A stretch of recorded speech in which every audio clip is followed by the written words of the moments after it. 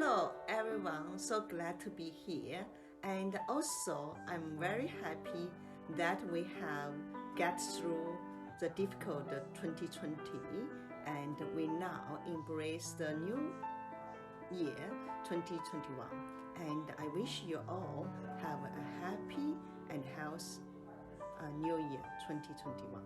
Okay, and the purpose for me to be here is to share my poetry and my poetry journey. And I want to thank Iris He for inviting me to be her speaker at her Being Your Dream Life Summit. And it's a free event, so she invited a lot of speakers to share their stories and try to help others to find the passion and live the dream life. So before I talk about how to living your dream life, I want to share a 2-minute video that I made in 2015 for my 10 years poetry journey. And I was very glad I have won several awards during my 10 years poetry journey, and also have published several poetry collections, and also organized a lot of poetry events and teach at the school for Poetry Alive workshop, and also have translated a lot of poets' work, and I was very happy. Also was selected as poet laureate for Miss Saga for our city.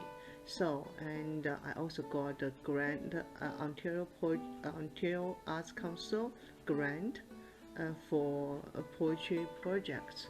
So you can see from the 2-minute video, you can see I have visited a lot of schools. I also have host poetry a lot of events at libraries, and several local media interviewed me and report my stories, and I was so happy for all doing that. And so when I did poetry at school for students and also at libraries, people always thought I was a full-time poet, because they think, how can you do so many things if you work in another full-time job? But then today we will talk about that. So, and I'm so happy to do that. Another people ask me, how did I become a poet? So I want to share my story. For Iris, she got to know me through my 5th poetry collection, Loves at Heart. And this book is published in Taiwan in both Chinese and English. And I have 4 poetry collections published before, and in Canada by 2 publishers. First one is Winds Toward Sunlight, and the second one is Inhaling the Silence, and were published by Mosaic Press. Then 7 Nights with Chinese Zodiac, and 99 Nights published by Black Moss. And how did I do that? And so that's why, and Iris thought I'm like a full-time job. Yes, I'm a professional poet, but I'm not working full-time as poet. As a lot of people know, being a poet and being an artist is very difficult to make a living. And so, but I really hope I can living my dream life, and step by step. So I want to share. And first, of course, find your passion. And a lot of people don't know the passion. And some only know it in late life. For me, the same. When I was young, I don't know. I really don't know I could be a poet. You know, I came to Canada. In 2 months, I found a professional job. I work as IT consultant and my day job, and I'm happy about that. But in all my vacation and spare time, I use them for poetry, for writing, for reading, and for editing others, and for publishing others. So, in the very beginning, 2008, my first poem came up to me. My first poem is in 2003 in English. 2003, yeah, because at that time I really want to improve my English. So every day I try to read story in English to my son when he was only 3 years old, and in English, my English was not good, and but luckily he was just 3, right? He's happy to hear my reading, and but one night after I read the Emperor's New Clothes to him, I couldn't sleep. I found a child in the story asked me, "Who are you?" Who am I? I don't know at that time. I couldn't sleep because I found that I was a mother. I was a wife, and I work as a IT professional, but I don't know who I am. So I'm sad because I lost my son, and the poem came to me, and I can see all the time I was busy, but I don't know who I am. So then I said, okay, I need to find some time for myself. I needed to feel the love, not live the love, not just work. Just post my home in a Chinese forum, and some Chinese immigrant asked me, "Are you really Chinese immigrant?" I said yes. They couldn't believe, but some encouraged me. They thought I have the courage, and they think the poem is good. So then, and I was very happy, and I continued writing. And of course, later on, I post my poems in English form, and I wanted the local people to come up to give me more suggestions. And then I write more and more, and I also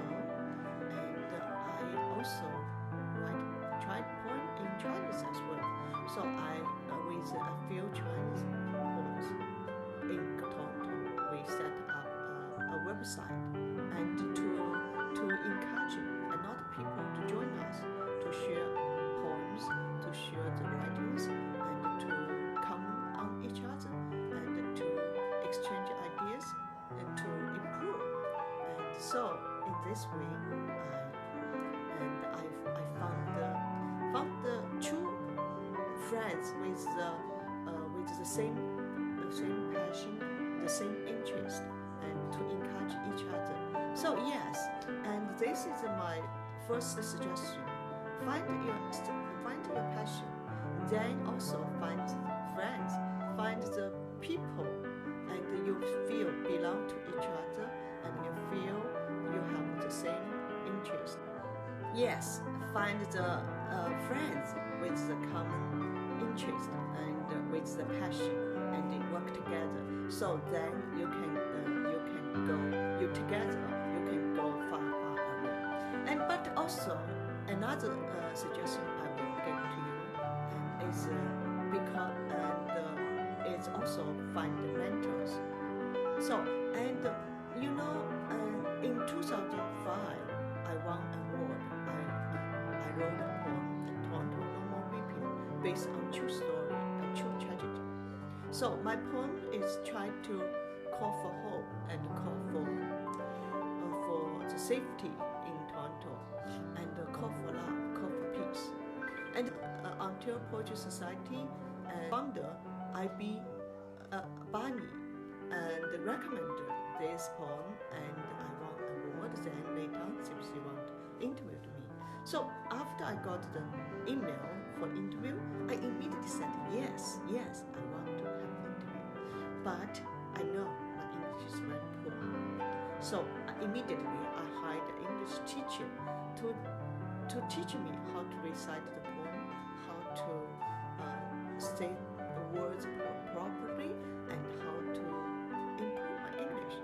So we did a not very hassle, and also the interview on CBC Radio went very well. Later on, it was broadcast. So I was very happy for that. Yes, find the professional to help you, and also don't give up. Grasp the opportunity and don't be shy. So this is my second suggestion. Also, don't give up. Find a professional to help you and grasp the opportunity. So next, I want to share with you another thing also, and make plans, make very good plans, and also be practical, be realist. So, and after I won the award, I felt I was talent. So I'm a little bit rushed, and I feel I want more success. So I tried to write more, and I sent another poem to magazines, but I got a lot of rejections. I felt very disappointed. And also that time in 2007, although I won several awards, but I found my writing started to repeating. So I know I have my name. I kind of question myself if I could go on.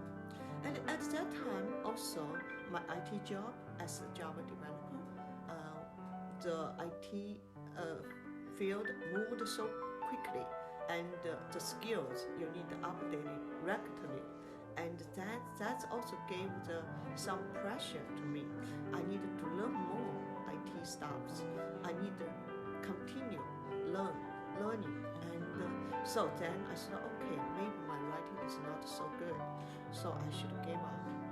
So I decided to give up my writing, and so I really did 1 week, didn't read any, didn't write. But 1 week later, a poem came to me again. This poem I wrote as title, Farewell to Sunflowers.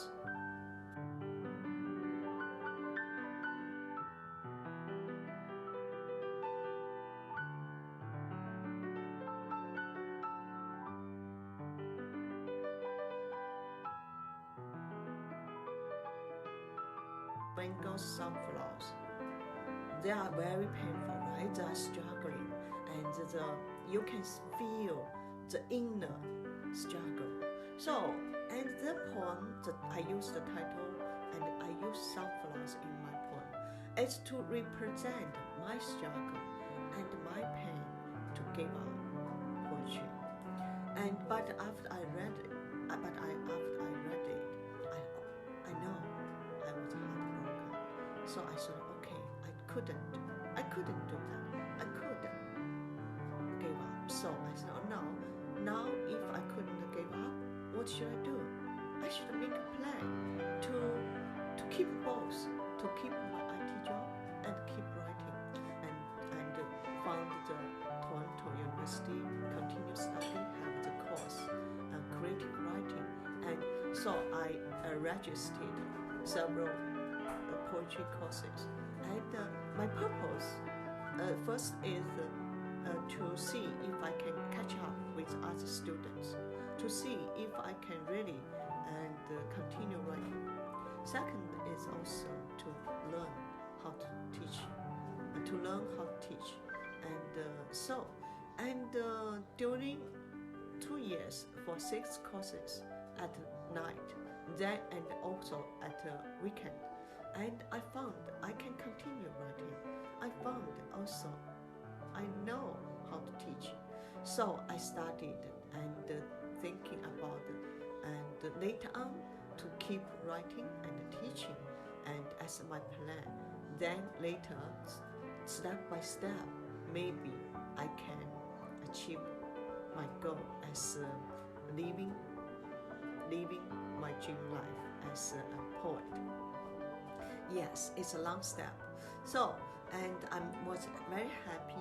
My final project for curriculum writing was a 40-page poetry, 40-page poems, and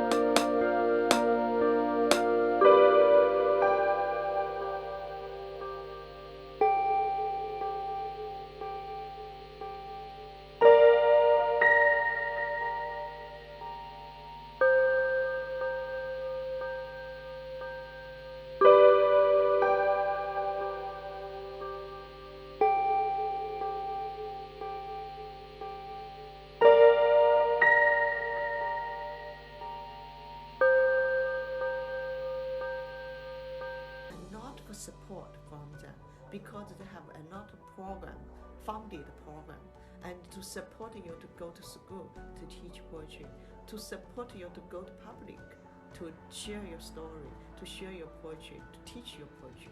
And also, I also applied a grant from Ontario Arts Council to support my skill development and also to support my teaching career. So, and I'm so happy for them to recognize my potential and to support me. So today today I have been invited to more than 20 schools and libraries to do my poetry and love workshops, and I have hosted more than 100 workshops across Toronto. And sometimes I also invited to China and USA to do haiku workshops, to do poetry and love workshops, and I'm so happy. I'm very glad for that. So that's also my plan next time. My plan later to living my dream life. So and host a lot for poetry workshop and for different place, for different age group, and for different languages as well. For example, for me, 2 languages, in English and in Chinese, sometimes in both languages. So yes, the plan is very good. It's very important. Make your plan practical. Because now, as a poet, and only to do one thing, writing poetry, publishing your book, couldn't survive. and you still need to other things to support yourself. So for my case, it's teaching, is editing, help editing others' poems, and also publishing. Now I have my own business, my own press, Sherway Press, to publish, to help the new writers to publish their works. So, and in 2021, Sherway Press will publish several books, some in Chinese, some in English, and of course, I'm the editor, and also I have my friend, my book editor, Terry Bug, and other friends to support, to help.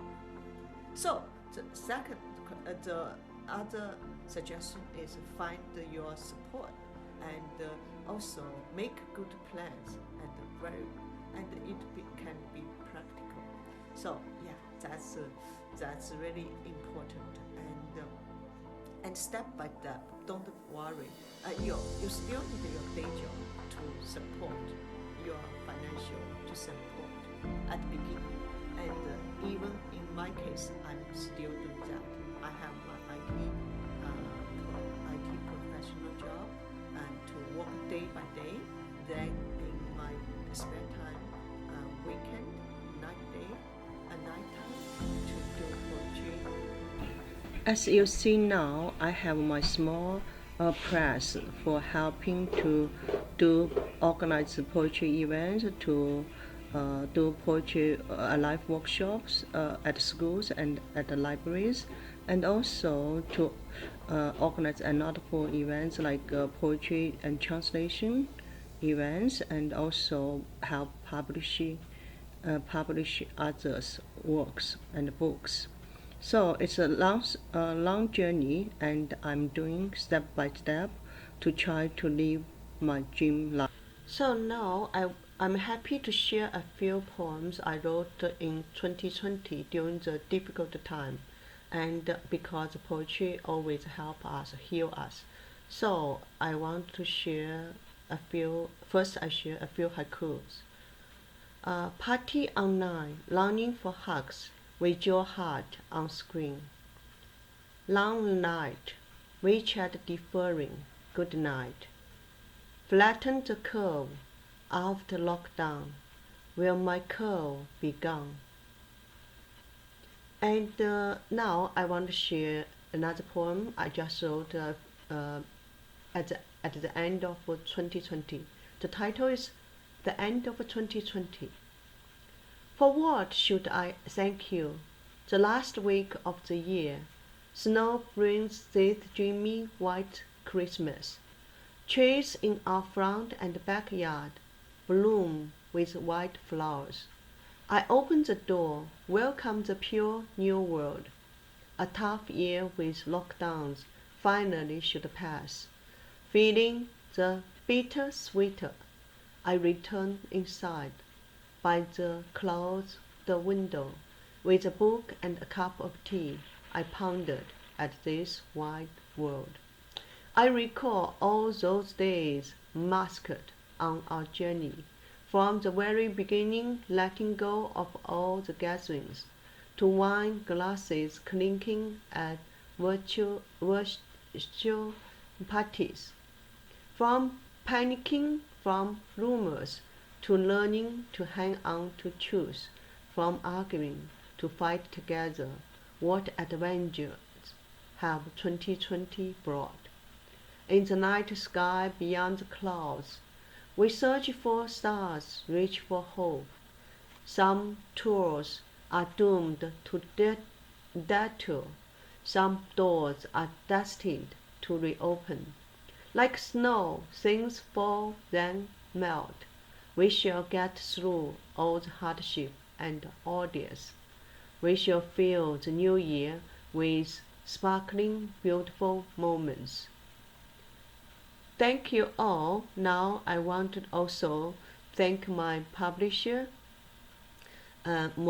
Mosaic Press and Black Moss, for the publishing my poetry collection in English, and Sherway for publishing my bilingual poetry collection. And I also want to thank the Legal Canadian Poets and the Ontario Arts Council for supporting my Poetry Alive workshop and also writing projects. And also, I want to thank all of you for supporting all this year. And I wish you all good luck in 2020, in 2021. Thank you.